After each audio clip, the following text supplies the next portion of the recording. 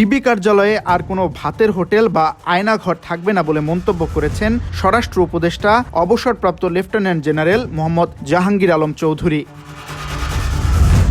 সোমবার ডিবি কার্যালয় পরিদর্শন শেষে সাংবাদিকদের সামনে এ মন্তব্য করেন তিনি। স্বরাষ্ট্র উপদেষ্টা বলেন, সিভিল ড্রেসে আর অভিযান পরিচালনা করতে পারবে না ডিবি পরিচয়ে আর কাউকে তুলে নেওয়া যাবে না বলেও জানান স্বরাষ্ট্র উপদেষ্টা।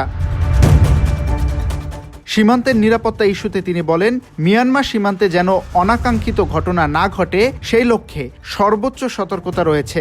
আরাকান আর্মি ও মিয়ানমার সেনাবাহিনী উভয় পক্ষের সঙ্গেই বাংলাদেশ যোগাযোগ রাখছে বলেও জানান স্বরাষ্ট্র উপদেষ্টা। মিয়ানমার সীমান্তে সজাগ দৃষ্টি আছে জানিয়ে মোহাম্মদ জাহাঙ্গীর আলম বলেন, বাংলাদেশের সীমান্ত বাংলাদেশের নিয়ন্ত্রণেই আছে। সাংবাদিকদের এক প্রশ্নের জবাবে তিনি আরও বলেন, দেশে যে পরিমাণ ছিনতাইকারী বেড়েছে ঠিক তেমনিভাবে গ্রেপ্তারও করছে আইনশৃঙ্খলা রক্ষাকারী বাহিনী। সচিবালয়ের সামনে যেসব পুলিশ সদস্য আন্দোলন করেছে তারা শৃঙ্খলা ভঙ্গ করেছে উল্লেখ করে উপদেষ্টা বলেন, বাদ পড়া পুলিশ সদস্যদের শৃঙ্খলা ভঙ্গের প্রমাণ পেলে আর তাদের নেওয়া হবে না। VOD Bangla news desk.